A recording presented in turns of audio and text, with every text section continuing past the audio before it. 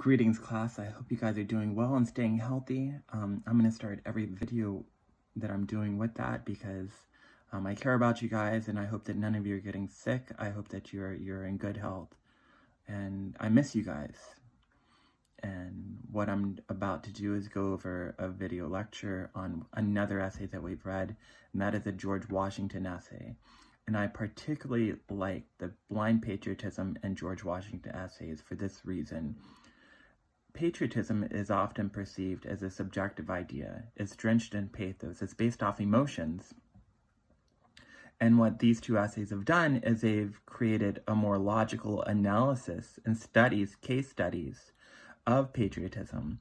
And the core of this essay is basically saying that the people who write our history books dictate our perception of the patriotism, particularly the books that we read in school, which is really a Howard Zinn type of concept that that history is only written by the victors, and we don't hear the full story. And so that kind of precludes our idea of patriotism because we're only seeing it through this one prism. And this essay does a really good job, first of all, defining the key concepts of patriotism. So they create a litmus test of what they want to look at and as a scale for what they perceive to be patriotism.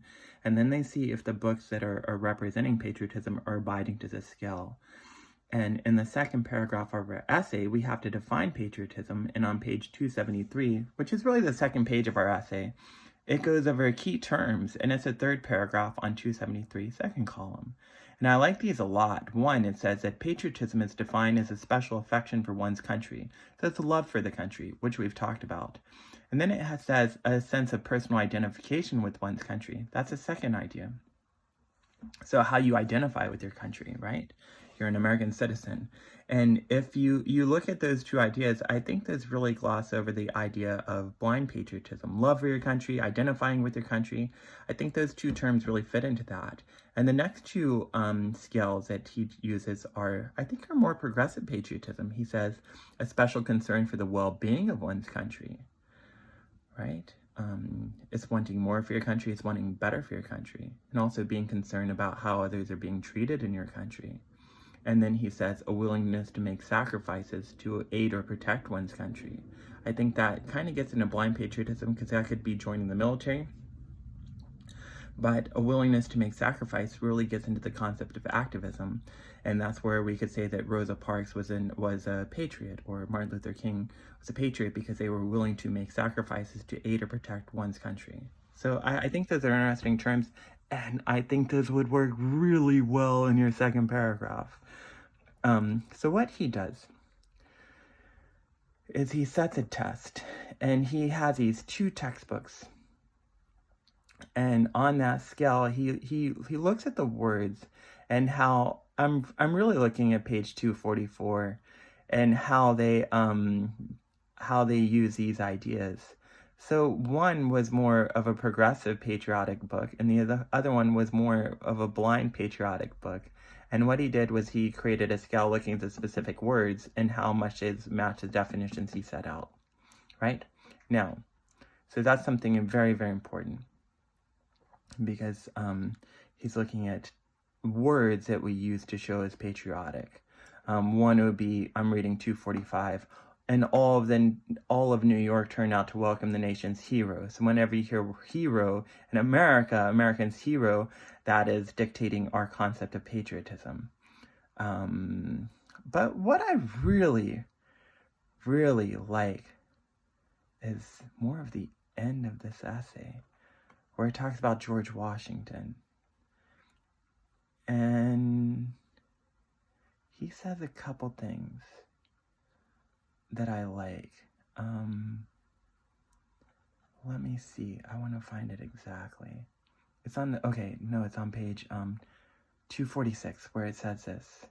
So, I'm looking at example 9. It says, Washington led boycotts and organized peaceful protests, hoping that the British would change their policies. So, on one hand, I think we particularly see George Washington as being a true representative of patriotism. He literally fought for our country. He went out there and fought. But on the other hand, he was protesting. He was protesting. He was wanting to make the country better. So it wasn't just war. He was leading boycotts and peaceful protests. So he is going against Britain, which would, according to Britain, make him a traitor. But in terms of our own country, that made him a patriot.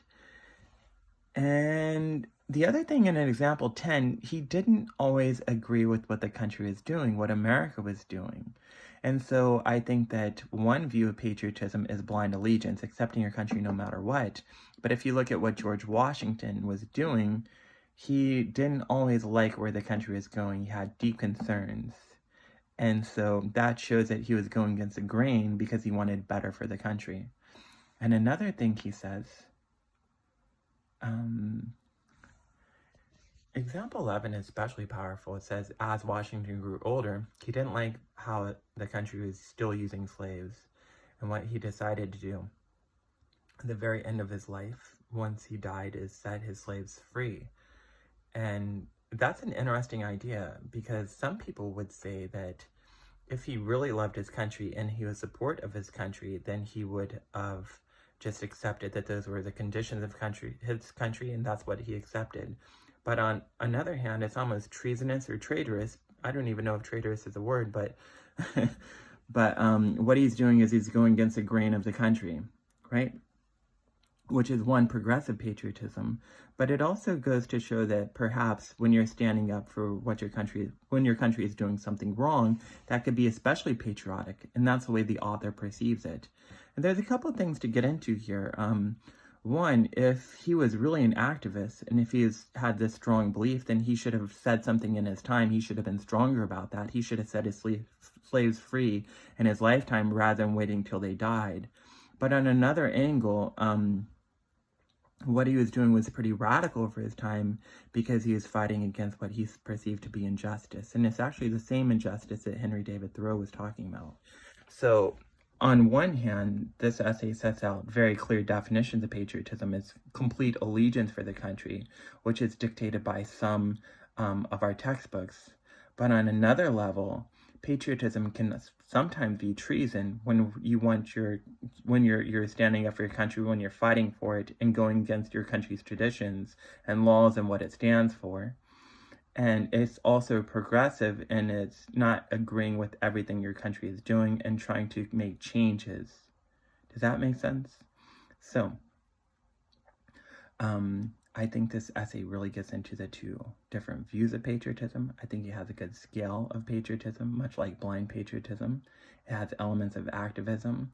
It actually gets into the idea that maybe treason can be patriotic if it's done for the right reasons, which is a very radical idea. And if you want to use this in your essay, I think you could derive points from this. I have a video by Edward Snowden, who has also committed treason against the country. And that could be a great point in your essay. Activism could be treason if it goes into showing what your country is doing wrong and making it public. That's what Edward Snowden did.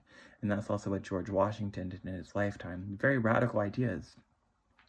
I'm not giving my points of view on it. I'm just telling you that these are very interesting ideas. And lastly, if you want to use terms to define patriotism in your essay, this essay on George Washington is loaded with those terms that you could put into your essay. So that's it for this video. If you have any questions, please contact me at bpranowitz@yahoo.com. Thank you.